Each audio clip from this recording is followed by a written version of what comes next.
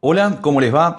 Bienvenidos a otro video en este canal donde estamos subiendo material de la parte administrativa docente. Pero vamos a hacer una excepción y quiero compartir con ustedes un extracto del conversatorio realizado el día 29 de mayo denominado Encuentro Multisectorial en Defensa del Ambiente. Un conversatorio de 3 horas aproximadamente donde se expusieron los problemas de nuestra región. Uno de los temas fue la hidrovía del Paraná y cómo la falta total de control está generando un enorme problema a esta vía navegable que va desde el Paraguay hasta Buenos Aires. En esta hora van a escuchar a Nadia Burgos, militantes del MST, Movimiento Socialista de los Trabajadores y coordinadora de la Red Ecosocialista, y a César Baudino, profesor de Historia e integrante del colectivo de trabajadores Por la Ventana, explicando con lujos y detalles qué es la hidrovía del Paraná. Nadia Burgos, militante de la Red Ecosocialista y del MST. Te escuchamos, Nadia. Bueno, gracias Enzo, gracias Luz, gracias a la Multihumedades por permitir también este espacio, parece que está re bueno, y que sea tan diverso, ¿no? Porque Luz acaba de desarrollar un gran punto sobre la criminalización de la protesta y a mí me habían, por lo menos eso me transmitieron los compañeros de la red, estaban interesados en que pueda hablar sobre la hidrovía, así que ahora cambiamos tipo pum, de tema así profundamente, con muchas igual continuidades, ¿no? Que me parece que por eso es que están juntos estas temáticas.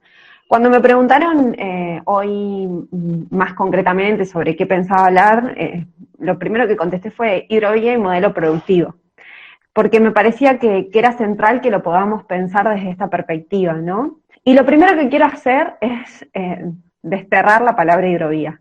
Parece que tendríamos que poder nombrarlo de otra manera y pensar de qué manera lo nombramos también, ¿no? Digo, si nosotros decimos Paraná, lo primero que pensamos en los casos de las personas que aquí estamos y vivimos en la ciudad de Paraná es en nuestra ciudad.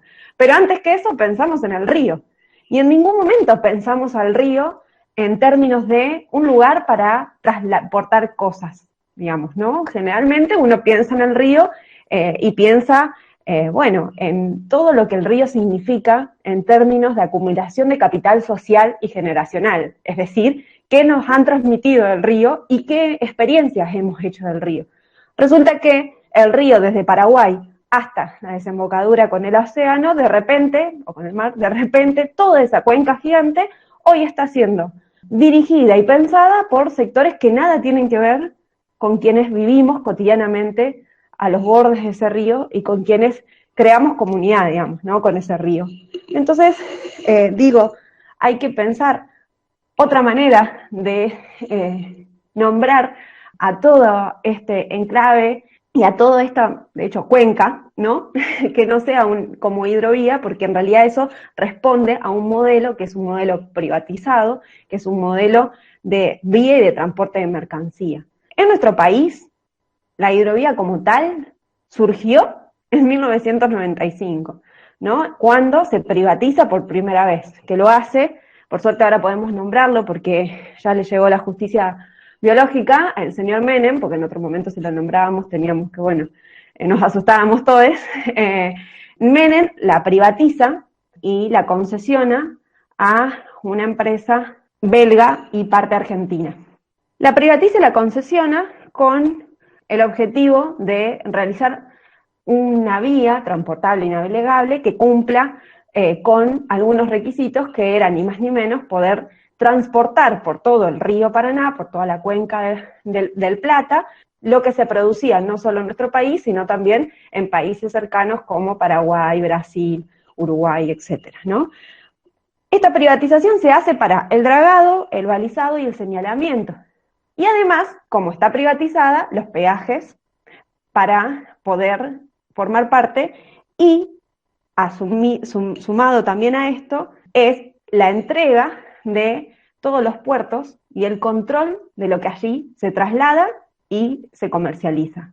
Esto vino de la mano también de un proceso de desmantelamiento y de eliminación de toda nuestra marina mercante. Ustedes, cuando nosotros decimos el río Paraná, también quizás Si se acercan al río Paraná de nuestra costa, van a ver los puertos, que bueno, de hecho, la Multi realizó una actividad cercana a uno de los lugares que ha quedado realmente desmantelado, que son los galpones viejos que hay, que bueno, nosotros hicimos un hermoso mural en uno de ellos, esos galpones que hoy son la escuela de canotajes, en otro momento también pertenecían a lugares en donde se acondicionaban, se creaban también embarcaciones y se cuidaban embarcaciones que hoy ya no existen, ¿no? Porque han sido eliminadas.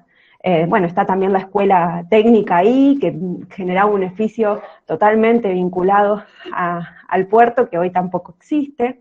Y nos encontramos, como les decía, con un proceso de privatización de muchos años. Yo les dije, la hidrovía se privatizó en el 95, la concesión estaba hecha en el decreto 243/95, que se extendía hasta el año 97. En el 97 se renueva otra vez hasta el 2005. En el 2005 se decide renovar otra vez a la misma concesión hasta el año 2009. Y en el 2009, que debería haberse renovado, directamente se prorroga hasta el 30 de abril de este año, en donde había un proceso supuestamente para volver a licitar internacional y nacionalmente, y de repente, bueno, también fallece el ministro de Transporte y por lo tanto se prorroga por 90 días más. Este año fue bajo el decreto 949/20 y no solamente se buscaba renovar la privatización por el dragado, el balizado y el señalamiento, sino también que se conforma el Consejo Federal de la Hidrovía con supuestamente la idea de democratizar un poquito lo que ahí pasa, ¿no? Ese Consejo Federal, por supuesto, que no incluye a ninguno de los habitantes alrededor de las cuencas del río, sino que es un Consejo Federal hecho simplemente por representantes de esta democracia tan limitada que tenemos, es decir, hay representaciones de los gobiernos, pero no de las poblaciones, mucho menos de la gente que habita el río, ¿no? Es decir, de la gente que, bueno, que labura en los puertos o que fue expulsada, ¿no? Porque, ¿para qué se hace esta vía navegable? Yo algo les dije ya, es para transportar mercancía. Ahora, ¿cuál es la mercancía que allí se transporta? Y me parece que ahí está lo central para discutir el modelo productivo y cuál es el impacto que esto tiene en términos de pérdida de soberanía, que es una pérdida de soberanía económica, una pérdida de soberanía productiva y una pérdida de soberanía alimentaria. Desde el 95 para acá, con toda esta producción de la hidrovía, se genera un proceso paralelo, que es la profundización del agronegocio. ¿Por qué? ¿Qué sale por los 30 puertos que tiene aproximadamente hoy por hoy privatizados? Yo tengo, no sé si poder presentar pantalla porque soy bastante mala con esto, pero lo voy a intentar. Bueno, sigo mientras tanto. Yo lo que les quería mostrar es ni más ni menos el mapita de cómo está la hidrovía hoy, que es y cómo la privatización, ¿no? El impacto que tiene cuando nosotros hablamos de la privatización, qué es lo que estamos diciendo en el sentido de las empresas multinacionales que tienen el control de los puertos. Digo algunos ejemplos muy concretos, ¿no? Entre esto.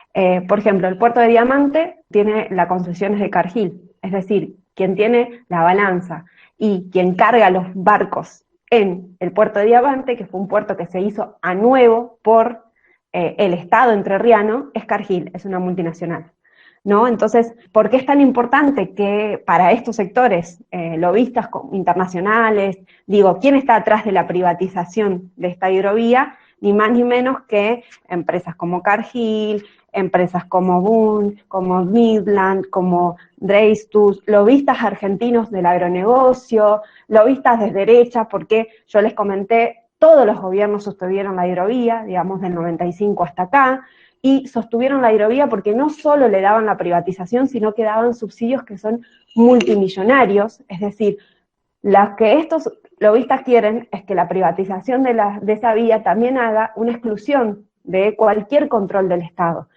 Y el Estado no es que dice, bueno, o mejor dicho, el Estado hoy dice, esto lo tienen que hacer privados porque nosotros no tenemos ni la maquinaria para el dragado, ni tenemos la capacidad para hacer el señalamiento, y ahora hay que preguntarse al servicio de qué también está ese dragado, ¿no? Porque, por ejemplo, una de las cosas que se quieren hacer es aumentar el dragado de un 30 a 38 metros, ¿no? De profundidad de cauce. Y esa profundidad de cauce lo que permitiría es que los diferentes barcos transoceánicos que transcurren por esta vía, por este río, puedan cargar no ya sus bodegas al 60%, como lo están haciendo hoy, sino pasar a un 100% de carga, ¿sí? Y, gracias a eso, ahí por el dato de los 38 pies, son 12 metros, con el 100% de carga le permitiría aumentar, ¿no?, la capacidad de traslado por cada uno de esos barcos. Ahora, ¿qué es la carga? ¿Qué es lo que quieren trasladar todas estas empresas internacionales? Fundamentalmente materia prima, algunos minerales, en algunos casos, y cuando uno empieza a desandar se encuentra con que lo que se carga en ese barco es ni más ni menos que la producción del agronegocio, que es la producción de la megaminería, que es entonces la profundización del extractivismo. No es sin consecuencia que sea del 95 para acá, y ni hablar del contrabando, ahora cuento algo sobre eso, del 95 para acá. En el 96, que fue el año en donde se empezó a plantar la soja transgénica en nuestro país, vemos cómo hay un salto absoluto entre las formas y el tipo de producción que había en nuestro país y el que hay hoy, ¿no?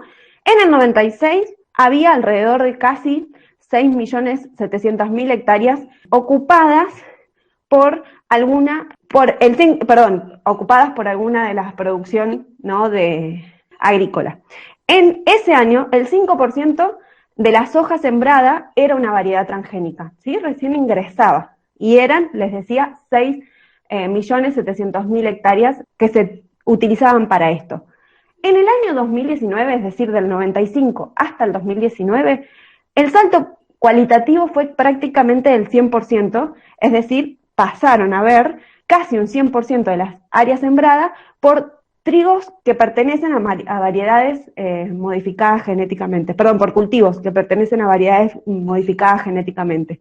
Si uno mira la campaña solo del 2018 y 2019, hay alrededor de casi 30 millones de hectáreas, aproximadamente el 72% de la superficie cultivable total del país fue destinada solamente a soja, maíz, girasol y algodón. Y de soja y del maíz, el 70% estuvo destinada a la exportación de alimentos para, fundamentalmente, empresas de China, ¿sí? Entonces, nosotros tenemos una privatización de una de las vías más importantes, ¿no?, del río más importante y de conexión entre diferentes países, al servicio de la profundización de un agronegocio y al servicio también de... gracias, ahí está, buenísimo. Al servicio no solamente de la profundización del agronegocio, sino de una cadena de saqueo, ¿no? Ahí pueden ver cómo las diferentes banderas controlan los diferentes puertos, ¿sí? Van a ver que, bueno, que casi no hay banderas argentinas y sí son la mayoría en banderas de multinacionales, ¿sí? Entonces, yo les decía, es una cadena de saqueo, ¿no? Porque si ustedes escuchan de manera constante los gobiernos, ¿para qué utilizan los dólares que se consiguen de estas exportaciones, de estas salidas del agronegocio? Fundamentalmente para el pago de la deuda externa.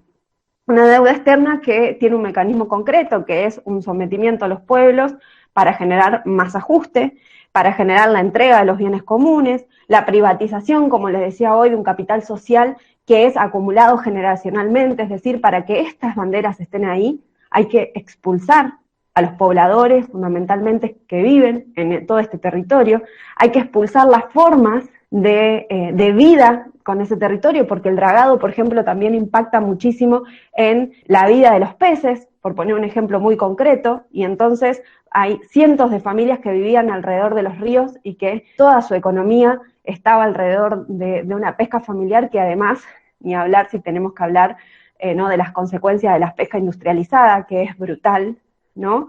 Entonces, hoy tenemos una presión muy grande de todo el lobby del agronegocio para seguir extrayendo todo esto, que no es solamente seguir teniendo el control sobre el río, sino fundamentalmente seguir teniendo el control sobre lo que se produce, ¿no? Y les decía hoy, con un basamento del Estado muy grande, porque el Estado no controla lo que pasa ahí, ¿no? María ponía en el chat hace un ratito y el contrabando. El contrabando es legal. ¿Por qué digo esto? Es bastante fuerte, digamos, ¿no? Porque Para pagar impuestos, por ejemplo, para pasar por cualquiera de esos puertos, es a simple declaración jurada. Y no hay un control real sobre qué es lo que sale de esos puertos. Entonces, hoy por hoy, hasta la soja, digamos, en cierto sentido, tiene una lógica de contrabando. Hasta los productos de la megaminería y demás, porque se paga por toneladas y nadie controla. Y además de que nadie controla, es decir, que ni siquiera en las pocas retenciones, los pocos impuestos que hay sobre estos sectores que ganan de manera desorbitante, además el Estado subsidia esto, ¿sí? Desde el 95 al 2001 le pagaban a esta empresa concesionaria que es de Holanda y Argentina, 40.000, belga y Argentina, 40 millones de dólares por año, solo de fondos nacionales. Es decir, no se cuentan los subsidios que puedan recibir cada uno de esos puertos de la provincia, del municipio donde estén, solo de fondos nacionales. En el 2010, un decreto de Cristina Fernández, cuando se volvió a hacer, yo les decía, en el 2009 se prorrogó, en el 2010 hubo un decreto de Cristina Fernández en donde se le daba un aporte mensual de 3.125.000 dólares de manera mensual, es decir, que es alrededor de 112.500.000 para el dragado solamente de un sector de esa hidrovía, no de la totalidad, sino que solamente un sector que es de Santa Fe hasta la confluencia. Toda esta plata que sale del Estado es plata que después se niegan, ¿no? Para salarios, o para programas de cuidados ambientales, digamos. Y es plata que además tiene un círculo que no termina nunca, que es de la deuda externa. Porque el macrismo sostuvo esta privatización, sostuvo los subsidios, dio además concesiones más sobre Montevideo, es decir, de hecho hay que tener un cuidado porque una de las cosas que se pueden modificar con la nueva privatización es nuestra salida al océano. Digamos, Argentina podría perder el paso de la salida al océano, que queda frente de Montevideo ese paso. Entonces, y eso se está discutiendo ahora, ¿no? Y cuando uno mira el proceso exclusivamente de este año, se encuentran que recientemente un entrerriano es el que está a cargo de pensar la concesión, o mejor dicho, de pensar esta licitación, que es ni más ni menos que Leonardo Esteban Cabrera Domínguez, que es ex empleado de Dreyfus, una de las empresas de granos más importante y una de las que ya tiene el control y de las que más lobby está haciendo para que esto se vuelva a privatizar. Porque si el Estado interviene y controla, hay una de las cosas como el contrabando que hablábamos hoy, como el pago de impuestos y todo, que se vería frenado. Y además, un punto que es muy, muy importante y que yo lo voy a buscar porque lo tengo anotado, porque con los números soy un desastre, las ganancias brutas. Hay investigadores de CONICET que han hecho una investigación muy importante en donde demuestran cuáles son las ganancias que estos tipos se quedan por tener todo el control del río Paraná. La última que hay establecida y que es de una auditoría general de la Nación, es decir, no es un dato público, es del año 2005 y las ganancias fueron de más de 26 millones. Digo que es la última porque parte de las empresas que están en esto están en una investigación ahora por problemas de corrupción, que se empezaron a investigar post-2018 a raíz de la ley del arrepentido, y entonces está todo en investigación en este momento, una investigación que mientras sea atada por la misma justicia, que es, como bien decía Luz, una de las patas más del Estado para garantizar el extractivismo, es muy difícil que lleguemos, la verdad, a una conclusión de lo que verdaderamente pasa ahí. Me parece que lo que sí hay que seguir estudiando y seguir desandando es cómo, hoy por hoy, en este modelo capitalista, extractivista, patriarcal, hay un engranaje que ellos consideran que es bastante perfecto para profundizar el saqueo, ¿no? Y cómo las venas abiertas de América Latina siguen abiertas, siguen sangrando y muy fuerte, y este es un ejemplo muy concreto, ¿no? La verdad es que, que el modelo extractivista, que no solamente es un modelo extractivista si lo pensamos desde el agronegocio, sino que es extractivista en lo industrial, en lo energético, en la forma de pensar también la minería, en lo financiero, y acá esto se ve profundamente, es un modelo que intenta avanzar cada vez más en la depredación, no solamente del ambiente, sino también de las relaciones laborales y con los seres humanos, ¿no? Y por lo tanto es una espiral que intenta seguir creciendo, de devastación, de saqueo y de consecuencias ambientales que todavía no son del todo, digamos, no previsibles. Me parece que en ese sentido hay como algunos puntos que es central saberlo. Primero, es que las poblaciones hace mucho tiempo vienen resistiendo y vienen intentando recuperar el río en su totalidad, recuperarlo como cuenca, recuperarlo como parte de la vida, ¿no? Y no como una vía de saqueo. Que esta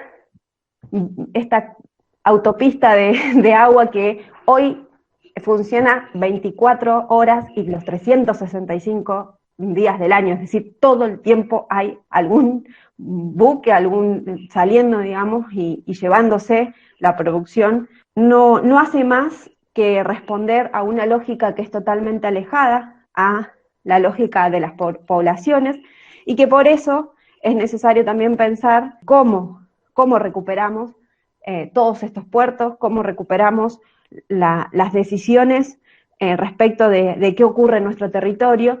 Y en eso, bueno, nosotros creemos que hay una pelea que es, por un lado, ecosocialista, es decir, que es pensar otro modelo, que no es solamente de defendernos ante esta brutalidad, sino de proponer y de avanzar a conquistarlo. Nosotros creemos que hay que declarar la cuenca hídrica del Paraná como un bien social y común. Creemos que hay que reestatizar todas las operaciones de dragados y terminales portuarias para que sean las necesidades sociales las que definan qué es lo que se tiene que hacer allí y no las ganancias capitalistas. Creemos que hay que recuperar la Marina Mercante Nacional y ponerla al servicio efectivamente de las necesidades sociales. Creemos que tiene que haber una reconversión productiva. Nosotros no queremos que se siga expandiendo la soja, expandiendo el modelo de monocultivo y de transgénico, sino que lo que queremos es que se produzcan alimentos. Y para eso también es necesario recuperar una soberanía democrática, es decir, que sean las poblaciones las que podamos decidir qué, cómo y cuándo producir. Y en ese sentido, anteponemos a este Comité Federal de la Hidrovía un comité realmente federal de las poblaciones, es decir, que seamos nosotros quienes definamos qué pasa con nuestro río, ¿no? Y me parece que ninguno de la gente que está en la población en general podría definir que este río tiene que ser lisa y llanamente para que circule el 80 o el 90% del comercio internacional, sino que tiene que ser efectivamente un bien respetado, ¿no? Porque hoy por hoy no se respeta ni la vida, ni la biodiversidad, ni la relación con el río, sino que, bueno, se piensa en términos capitalistas. Por último, nosotros creemos que esto es una pelea profundamente política, digamos, y por eso es que también desenmascarar o intentamos desenmascarar algo que es lineal. Gobierne quien nos gobierne en los últimos años, esto ha sido parte de un modelo de saqueo. Piensen que la hidrovía es pensada también en planes súper estratégicos como IRSA, en planes súper estratégicos para los capitalistas, ¿no? De saqueo y de contaminación, y que eso es lo que hay que revertir. Así que para nosotros también es una pelea política, y por eso es que damos este tipo de propuestas que son de salida más de fondo, que tienen que ver con, bueno, con pensar modelos productivos para las necesidades, las mayorías sociales, que tengan una salida anticapitalista y que bueno, que avancen en discutir otra forma de producir.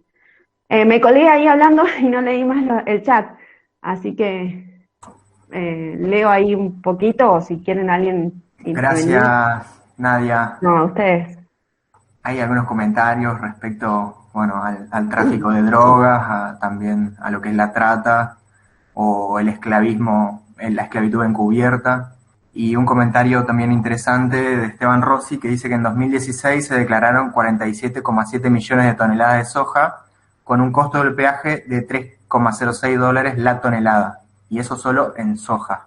Remarquemos que por la hidrovía pasa la producción de Brasil, Bolivia, Paraguay y Argentina. O sea que es la vía navegable que logró récords de exportaciones superando a la cuenca del Mississippi en Estados Unidos, ¿no? algo de lo que no podemos enorgullecernos en absoluto, sino que tiene que ser algo central en las críticas que hagamos a este modelo.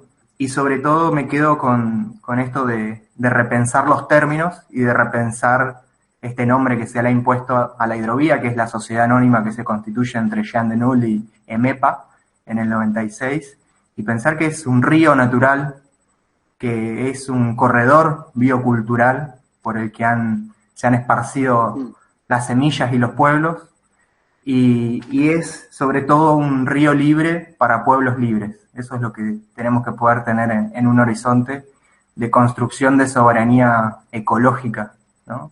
Porque parece que la soberanía de los estados realmente termina siendo una mentira en algún punto, ¿no? Porque los estados están apropiados por estas empresas multinacionales. Y cuando mencionabas las fechas del 96, con la introducción de la soja transgénica a través de una resolución ministerial pedorra, de quien era en ese entonces ministro de Agricultura, Felipe Solá, hoy estratégicamente ministro de Relaciones Exteriores, llevando adelante el acuerdo porcino con China, también la hidrovía y también el Paraná Medio. O sea, imaginemos en ese momento, entre el 95 y el 96, todos los hechos de entrega que se estaban viviendo, porque el Paraná Medio fue firmado en un decreto del 31 de diciembre que automáticamente le concedía a una empresa estadounidense la construcción de la represa que iba a cambiar para siempre los ecosistemas que hoy podemos ver frente a Paraná. Agradecerte, Nadia. No sé si hay alguna pregunta en concreto.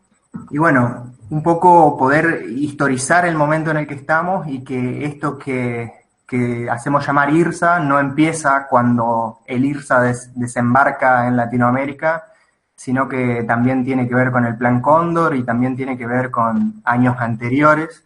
Ahora le damos paso a César Baudino, él es profesor de historia. A ver, César, ¿qué nos querés comentar? ¿Qué nos traes? Bueno, buenas tardes, ¿cómo están? Bueno, difícil después de todo lo que han dicho retomar este tema, pero bueno, vamos a profundizar algunas cosas y vamos a traer otras nuevas.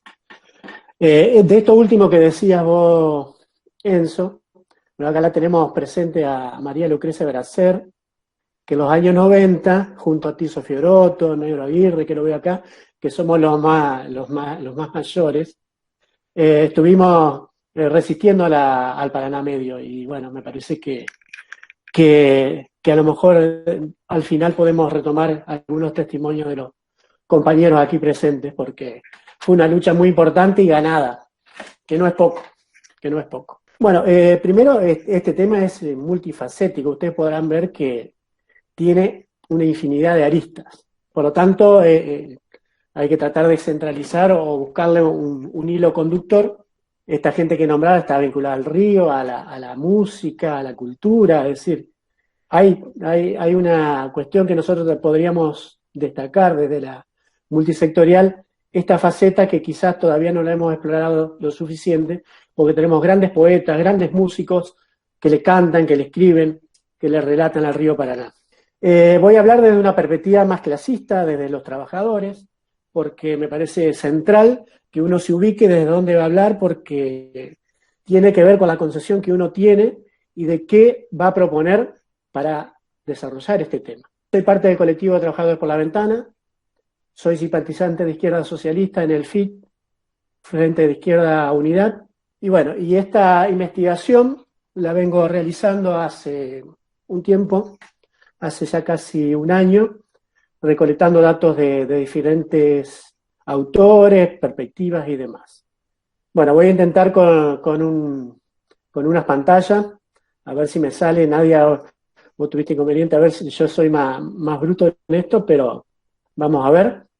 ¡Vamos! Se ve perfecto. Sí, bárbaro. Bueno. De la cuenca del Plata a la hidrovía Paraná-Paraguay.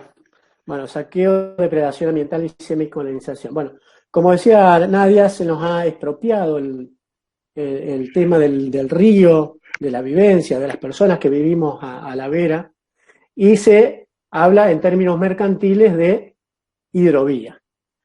Así que estamos hablando de la cuenca del Plata, que está compuesta en realidad de dos cuencas fluviales, las dos principales de América del Sur, que es la cuenca del Paraná y la cuenca del Chaco-Paraná. ¿Qué es la cuenca del Plata? Bueno, es una unidad territorial, económica, productiva, comercial, de comunicación y navegación y de recursos, un área de aproximadamente 3.170.000 kilómetros cuadrados, el 17% de la América del Sur, una de las 5 cuencas más grandes del mundo, junto al Amazonas, el Congo, el Nilo y el Mississippi, y abarca, como decían allí, 5 países: Brasil, Argentina, Paraguay y Uruguay y Argentina, ¿no? Con una población de alrededor de 100 millones que están cercanas a estos hilos de ríos.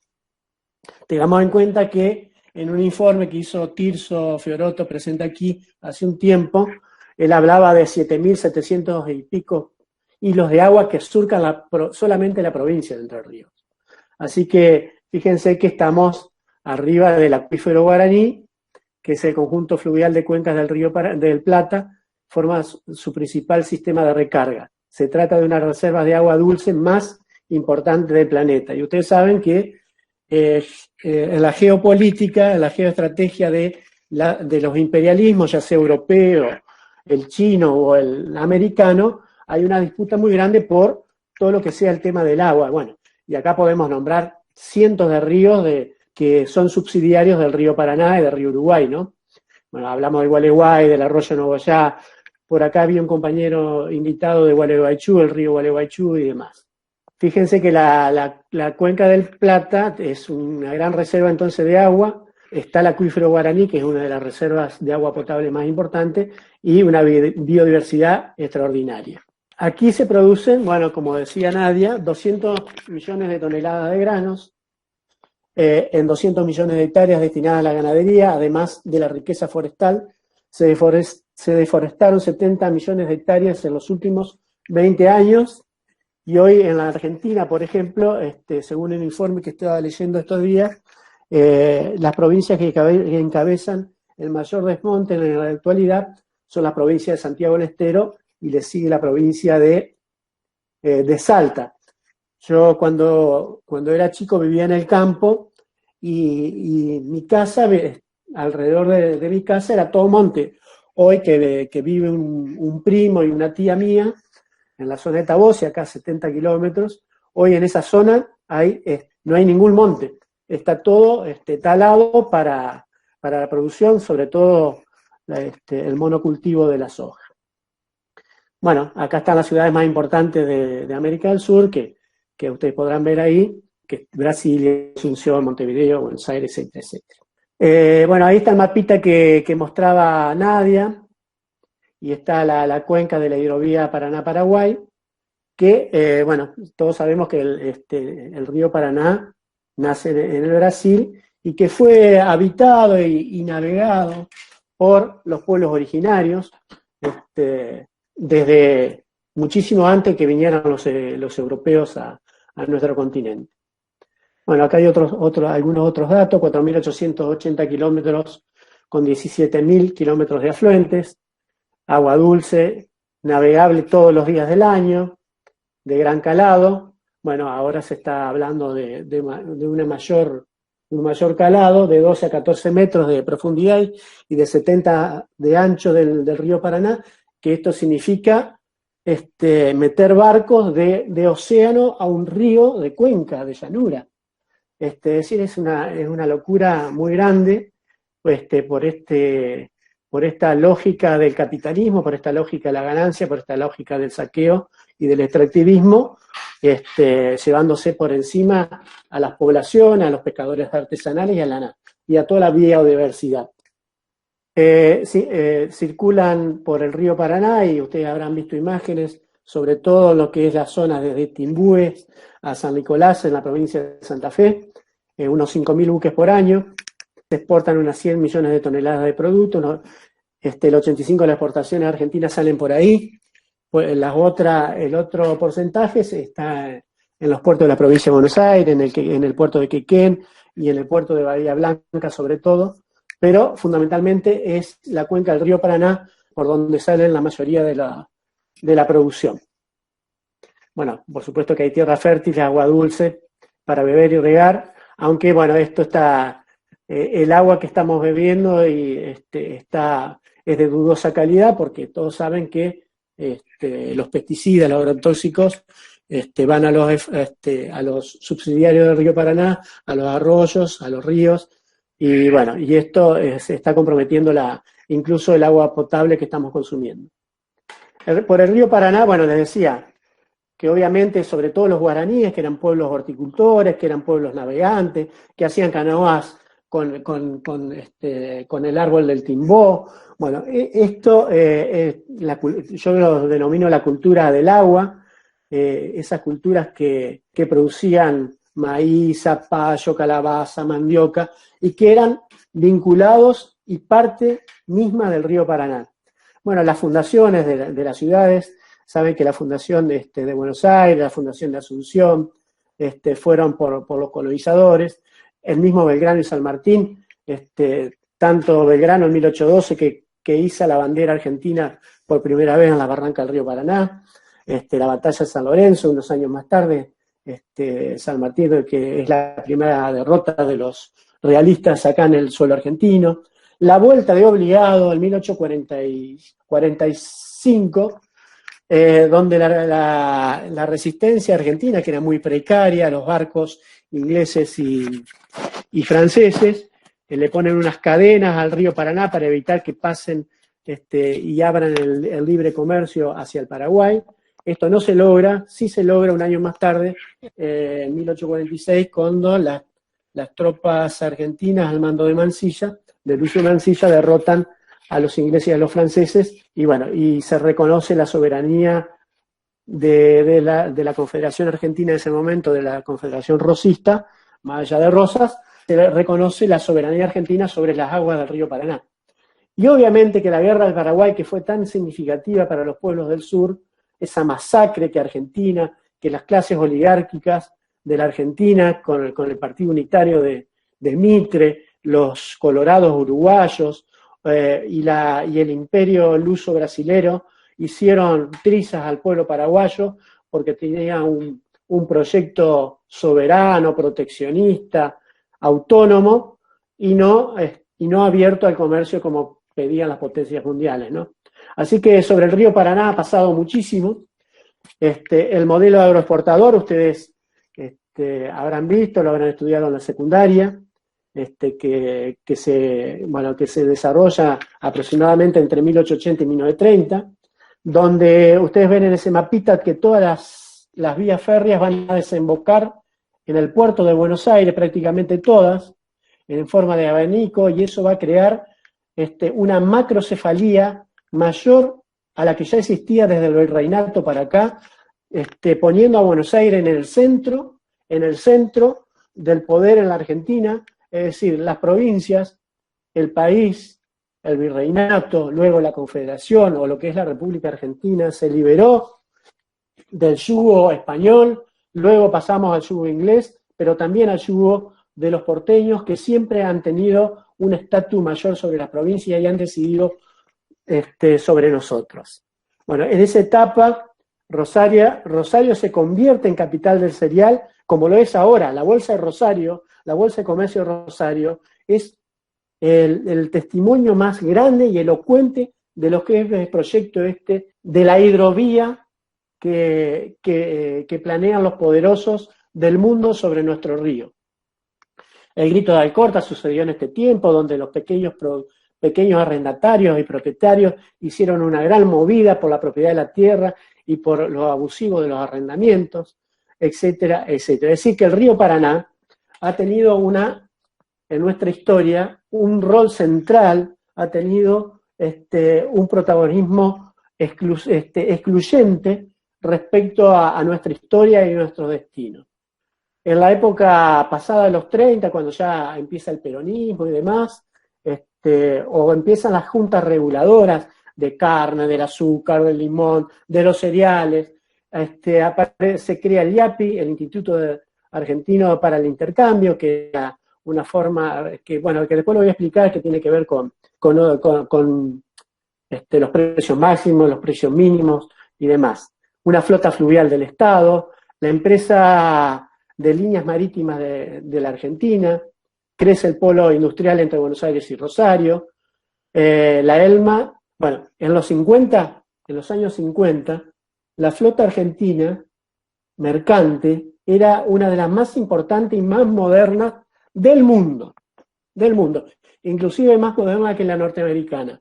Así que fíjense cómo la Argentina ha venido en decadencia y en entrega permanente de hace bastante tiempo esta parte. La contrapartida de toda esta riqueza que sale por el río Paraná, a pesar de todo lo que ya venimos nombrando, Rosario pasa a ser una de las ciudades más pobres del país, y el contrasentido o la contracara de todo esto, que en la Argentina más del 60% de la población, más del 60% de la población infantil es pobre. Dato no menor. Y casi el 50% de la población en general es pobre. Mientras se siguen drenando recursos, alimentos para ciertos sectores de la población, y los demás las miramos pasar y vemos deteriorar nuestra calidad de vida, nuestra biodiversidad, nuestros ríos, nuestra agua. El río se ha privatizado, se ha destruido la flota mercante y se crean puertos privados, como decía Nadia. El Paraná se transforma en una autopista, la vía del saqueo, la depredación ambiental y la semicolonización. Es decir, que la Argentina ya, o sea, los gobiernos, no tenemos capacidad soberana de decidir por nosotros mismos, sino somos parte de una semicolonización por parte de los que nos gobiernan, de esta clase del ajuste, que son los dos partidos más importantes de la Argentina fundamentalmente. La hidrovía Paraná-Paraguay es un programa definido sobre la base del transporte fluvial a lo largo del sistema hídrico del mismo nombre, en un tramo comprendido entre Puerto Cáceres, Brasil, y Nueva Palmira en el Uruguay. Por supuesto que tener un plan, un proyecto de los trabajadores, un plan donde se estaticen los puertos, se recupera el río Paraná, tiene que ver con alguna legislación, y esto me lo pasaba una compañera que está presente acá hoy, tiene que ver con desandar toda una legislación, porque hay justamente una ley que se firmó en Santa Cruz de la Sierra, y que los ríos Paraná ya no pertenece solamente a la Argentina, sino que pertenece a los 5 países integrantes y que han firmado un tratado de libre comercio. Por lo tanto, es un tema bastante complejo de abordar. Bueno, esto de la hidrovía ya lo desarrolló Nadia. Bueno, Menem la privatiza, en el 97 se extiende la concesión, vía una coima de $600.000 en la época en el 2013, perdón. En el 2013 se vuelve a concesionar en la época de Cristina, que está en la causa de los cuadernos, vía un soborno por $600.000 para la continuidad de la concesión. Bueno, también se creó el Consejo Federal de la Hidrovía, y este último decreto de Fernández, que delega en el Ministerio de Transporte todo lo que concierne a la licitación nacional e internacional, que ahora la desdoblan en 2 partes, una lo que tiene que ver con el calado, que hoy la tiene Yanelun, y el grupo de MEPA tiene la señalización y el balizamiento. Pero bueno, hay varias empresas que están, multinacionales que están interesadas, una china, 2 belgas y 2 holandesas que yo tenga conocimiento y que tengo documentado. Quizás haya alguna americana que no conozco, pero bueno, esas son las empresas más interesadas en el dragado y balizamiento del río Paraná y la señalización. Entre 200 y 300 millones de dólares de peaje por año. La tonelada, hay una medida que no me recuerdo el nombre en este momento, pero hay una medida que es lo que declaran a simple declaración jurada de la misma empresa y de los mismos embarcaciones, a $3,06 la tonelada de registro neto, así se llama, la tonelada de registro neto. Por eso ellos recaudan eso, que sería un año de recaudación, con $300 millones se podría volver a tener barcos, dragas y demás para canalizar el río nosotros mismos, si lo queremos canalizar, ¿no? O balizar. Bueno, acá hay una cuestión más. Bueno, los países crearon el Comité Intergubernamental de la Hidrovía, a través del cual celebraron diversos acuerdos con organismos internacionales, que esto es más dependencia y más expoliación de nuestros recursos. Con el BID, el FONPLATA, son todas financiamiento, la CAF, financiamiento para la ejecución de las obras en las vías navegables.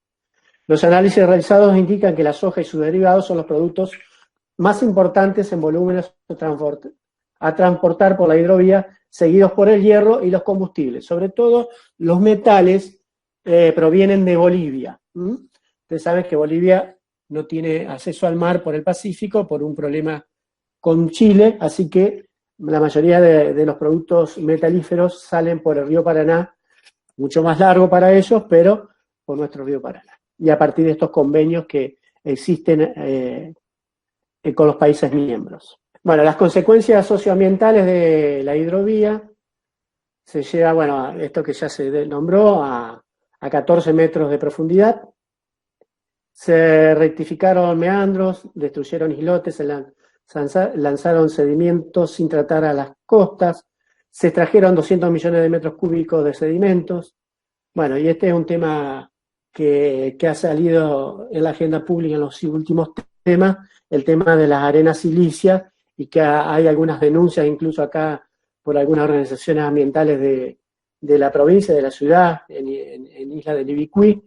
Pero bueno, el gobierno de la provincia está muy entusiasmado, más allá que tenga una ley anti-fracking, las arenas silíceas de la provincia de Entre Ríos, tanto de Islas de Libicuí, otra empresa ahí en Colón, otra en Concepción del Uruguay, y acá en Diamante está interesada en el tema la misma Jean de Null, la empresa belga que tiene la concesión del río, están a la espera de la aprobación de un proyecto. Es más, la reina de Bélgica vino en 2019 y se entrevistó con el entonces presidente Macri. Así que para los belgas y para los colonialistas nuevos, los imperialistas, es de suma trascendencia, como lo es para nosotros el río Paraná. Se produjo un proceso de contaminación del propio Paraná y afluente por el lanzamiento al río de agrotóxicos. Y ahí ustedes ven esa imagen tan demoledora que es los peces muertos, ¿no? ¿Qué sale por la hidrovía? Argentina en el comercio mundial. Primer exportador mundial en harinas de soja, junto con Brasil y Estados Unidos. Tercer productor mundial con China, Estados Unidos y Brasil. Primer exportador mundial de aceite de soja, junto a Brasil y Estados Unidos. Tercer productor mundial después de China, Estados Unidos y Brasil. Tercer exportador mundial de maíz. Tercer productor mundial de porotos de soja. Tercer exportador mundial de porotos de soja. Bueno, eso está repetido. Tercer exportador mundial de harina de girasol, junto a Ucrania y Rusia. Tercer exportador mundial de aceite de girasol, también con Rusia, Ucrania y Turquía. Cuarto productor mundial de semillas de girasol, junto a esos mismos países y la Unión Europea. Tercer productor mundial de biodiesel en base a aceite de soja, después de Brasil y Estados Unidos. Y quinto productor mundial de biodiesel, que es una de las leyes que se está prorrogando en la legislatura nacional en estos días, que también hay que prestarle el ojo, usando todas las fuentes, sumando colza, soja, palma, bueno, después de Estados Unidos, la Unión Europea, Indonesia y Brasil. ¿Qué sale por la hidrovía? Argentina en el comercio mundial. El séptimo exportador de trigo, 11º productor y octavo exportador mundial de semillas de girasol. En síntesis, Argentina produce el 5% del total de granos del mundo y tiene el 15% del comercio de granos y subproductos. Y ahí van a ver las empresas más destacadas. Cargill, que se nombraba acá, donde existe un monumento a Punta Quebracho, donde se resistió en el siglo XIX y se expulsó a los ingleses y a los franceses. Hoy, ahí cerca del puerto General San Martín, donde está el monumento a esa batalla soberana, pertenece hoy a Cargill, que trasladó el monumento unos kilómetros más allá. Bueno, Bunge, Cargill representa el 14% de las exportaciones de granos y subproductos de la Argentina que salen de los mismos puertos controlados por ellos. Las otras empresas, Glencore, que está asociada a Vicentín, representan el 11%, ADM el 11%, bueno. El total de las empresas que están instaladas, estos 31 puertos que existen en el río Paraná, sobre todo en la zona del Gran Rosario, desde Timbú a San Nicolás, representan el 96% de las exportaciones de la Argentina. Por lo tanto, estamos hablando de un tema muy, muy, muy importante, muy significativo para el presente, para el pasado, para el presente y para el futuro de los habitantes de esta zona. Bueno, los 70 kilómetros estos son los más importantes, ¿no? Desde Timbúes hasta San Nicolás hay 31 terminales portuarios, 21 plantas de almacenamiento y procesamiento de granos, 5 de cada 10 buques del mundo que transportan harina y aceite de soja salen de acá. Bueno, este mapita que es por la barranca del río Paraná, sangre de Argentina, este es parte de un libro que escribió un rosarino y que, bueno, que habla de todo esto que vengo destacando. Los monopolios exportadores, los yanquis son Cargill, Bunge, ADM, Toeffer, los chinos Cofco, que también compró Nidera, la Dreyfus, la francesa, que está asociada a Vicentín, la Glencore es la asociada a Vicentín, la francesa Dreyfus, y la argentina Aceitera General Dehesa, del grupo Urquía de Córdoba, asociada a Bunge, y Molinos Río de la Plata, un clásico de la historia monopólica en la República Argentina. Y les decía, la Bolsa de Comercio de Rosario es un ícono de este saqueo. Es allí donde se deciden los destinos económicos financieros, donde se cristaliza la renta terrateniente y valoriza como renta financiera, principal órgano institucional, la Bolsa de Comercio de Rosario. Los mecanismos para el saqueo, bueno, libre disponibilidad de divisa, ley de inversión extranjera de la época de la dictadura del ministro de Economía de ese entonces, Martínez de Oz, devaluación del peso y mecanismo de valorización a través de la bicicleta financiera, reducción de costos logísticos a través del ferrocarril Belgrano Cargas, desarticulación de controles, incluyendo el narcotráfico, una narcovía, diría el estudioso de Oxford, Albert Fogin, y también investigador de la Universidad de San Andrés de la Argentina, donde dice que el río Paraná o la hidrovía se ha convertido en una narcovía porque acá se recibe la pasta base, se transforma la pasta base de cocaína en la República Argentina y nuestro país es el tercero a nivel Latinoamérica después de Colombia y de México. Y bueno, todos los mecanismos de saqueo también tienen que ver con la colonización de los bancos públicos. Tengan en cuenta que lo que pasó con el tema del caso Vicentín y la deuda millonaria de casi 2.000 millones de pesos al Banco Nación. En Entre Ríos se volvió a dar la prórroga a Albersa Eskenazi, un tipo parásito de nuestros recursos y exclusivo de maneja nuestro dinero, incluso de todos los que somos empleados de la provincia. Bueno, todo esto pasa por los mecanismos de saqueo. Subfacturación de exportaciones, contrabando bioempresas, evasión impositiva, quema de campos y humedales, todo esto que como multisectorial de los humedales venimos denunciando, destrucción de la calidad de vida, de la calidad de agua, destrucción de flora y fauna, defraudación al Estado y a los pequeños productores, ataque a los trabajadores del sector, aceiteros, rurales, trabajadores artesanales.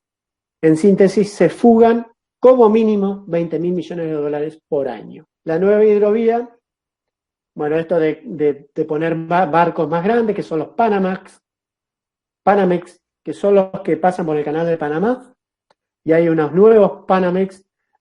Bueno, lo que se quiere acá es adaptar el río a los barcos y no el barco a los ríos, como estamos denunciando hace tiempo. Bueno, lo de los pies ya lo dijimos, hay una rectificación del curso del río, hay destrucción de islas, islotes, meandros y vegetación ribereña, destrucción de costas, sedimentos, sin tratar del proceso de dragado, playas y otros espacios de acceso al río, destrucción de la biodiversidad. Bueno, acá aparecen algunas de las empresas que nombraba hace un rato, de las interesadas, la misma Jean de Null, que está cartelizando bastante, la Van de Ors, que son amigos de los Macri, que vinieron a hacer lobby, y hoy el Junto por el Cambio es el principal lobista de esta empresa. La China, y hay un par más, hay una belga y una holandesa más. El año pasado, en plena pandemia, el Consejo Empresario Argentino le acercó al presidente Fernández un proyecto de hacer crecer la producción y llevar a 100.000 millones de dólares las exportaciones actuales. Esto significa mayor depredación, mayor avance en la frontera agrícola, etcétera, etcétera. En el marco del IRSA, y todo esto está en el marco del IRSA como se nombró hace un rato. Acá hay algunos datos de las dragas y balizadoras. Dirección Nacional de Vías Navegables del puerto, que están en el puerto de Corrientes, la draga 302, bueno, algunos datos muy particulares, y están alquiladas, o sea, lo que era parte del Estado argentino están alquiladas por esta concesionaria, así que fíjense hasta dónde va la entrega. César, Bueno, disculpa, sí. para que vayas redondeando. Bueno, dale. Y otro tema que se cola en esta discusión es el Canal Magdalena. Ustedes habrán visto que hay varios que le tuvieron un ataque de soberanía. Me refiero acá a Julio Solana, que fue parte del menemismo. Me refiero a Tayana, que están dando un debate hacia el interior del partido gobernante, pero que en realidad esto del Canal Magdalena, que yo lo comparto porque toda la salida de la producción sale por vía Uruguay, por Nueva Palmira, por el canal de Punta India, y canalizar hacia Capital, hacia la provincia de Buenos Aires, el Canal Magdalena, significaría tener un acceso directo y más nuestro. Y esto significaría además tener una conexión con todo el mar argentino, con las Islas Malvinas, con la Antártida y con el canal bioceánico. Es muy importante, pero yo a esta persona no les creo porque estamos hablando entre ejercicios presupuestarios de 27.000 millones de pesos que ya están presupuestados para este año una parte y que para mí tiene que ver con algún negocio. Creo que, por último tengo que decir que el compañero de Izquierda Socialista, Juan Carlos Giordano, ha presentado en la Cámara de Diputados Nacional un proyecto de estatización y tiene muchos elementos el proyecto, pero de estatización del dragado y el balizamiento del río Paraná, cosa que no creo que tenga mucho asidero porque el lobby es con el macrismo de algunas empresas multinacionales y con el frente de todo de otras. Y para terminar, voy con algunas conclusiones. Desde nosotros, desde el colectivo, de Trabajadores por la Ventana, y yo desde Izquierda Socialista también, puedo decir que rechazamos el proyecto neocolonial extractivista saqueador del gobierno de Fernández y Bordet en una región clave y estratégica conocido como la zona de la República de la Soja, que involucra a los países integrantes del Mercosur, en el mismísimo lugar donde están las reservas de agua dulce, clave como el acuífero guaraní, amenazado por privatizaciones, cotizaciones en bolsas y disputas imperialistas. Advertimos sobre el daño ambiental provocado con 70 millones de tala de monte nativo, con la duplicación de la siembra de los años 90 de las superficies, con paquetes tecnológicos de fertilizantes y agrotóxicos, con concentración y extranjerización de la tierra y expulsión de comunidades originarias y pequeños propietarios. No se puede entonces desconocer que nuestros ríos están siendo el reservorio saturado de pesticidas como consecuencia del modelo agropecuario tóxico dependiente. Alertamos que el dragado y la profundización del cauce implican la modificación geomorfológica de gran impacto ambiental para todos los seres vivos, es decir, que afecta a toda la biodiversidad. Sostenemos que las vías de comunicación tienen que ser accesibles, acercar, integrar y estar al servicio de los pueblos y no de los negocios. No tienen que afectar la biodiversidad y el hábitat porque los humanos somos parte de la naturaleza y no ajenos a ella. Tenemos que ir a otra forma de vivir más planificada desde el interés comunitario en convivencia con los otros seres vivos en complementariedad y reciprocidad. Denunciamos que la hidrovía sin controles del Estado facilita el narcotráfico, la trata de personas y el contrabando. Esto se denomina legalidad fraguada. Proponemos recuperar la Junta Nacional de Granos para que lleve el control de la producción, qué, cómo y para quién producir. Necesitamos la diversificación productiva con precios máximos y mínimos, derechos de exportación y fomento crediticio. Además, tiene como función la Junta Nacional de Granos, función principal, la soberanía alimentaria, es decir, erradicar el hambre del país con alimentos orgánicos sanos sin venenos. Necesitamos nacionalizar el comercio exterior para que se evite la fuga de divisas, facturaciones apócrifas y el contrabando. Esto generaría recursos propios para el desarrollo de la actividad evitando pagar transporte. Tenemos que recrear la flota de transporte fluvial de carácter interno, haciendo un gran aporte a las conexiones y vinculaciones sociales, culturales, económicas y comerciales. Por eso es muy importante que haya acá en Paraná una escuela donde salen técnicos navales para trabajar ¿dónde? ¿Para qué proyecto de país? Me pregunto. Afirmamos que el río, las vías navegables y los pueblos son estratégicos y deben estar en manos del Estado, sacándole el negocio a las multinacionales privadas. No habrá desarrollo autónomo del país en la dependencia de las ventas de materias primas. Y por último, sostenemos que con estas políticas se coarta la posibilidad de un desarrollo ferroviario más limpio y barato, de una marina mercante soberana y el desarrollo de astilleros que ocupen trabajadores. Si se reactivara la industria naval, generaría puestos de trabajo dignos y calificados. Aquí se dirime, compañeros y compañeras, se dirime el presente y el futuro geoestratégico nacional. Muchas gracias. Están dando una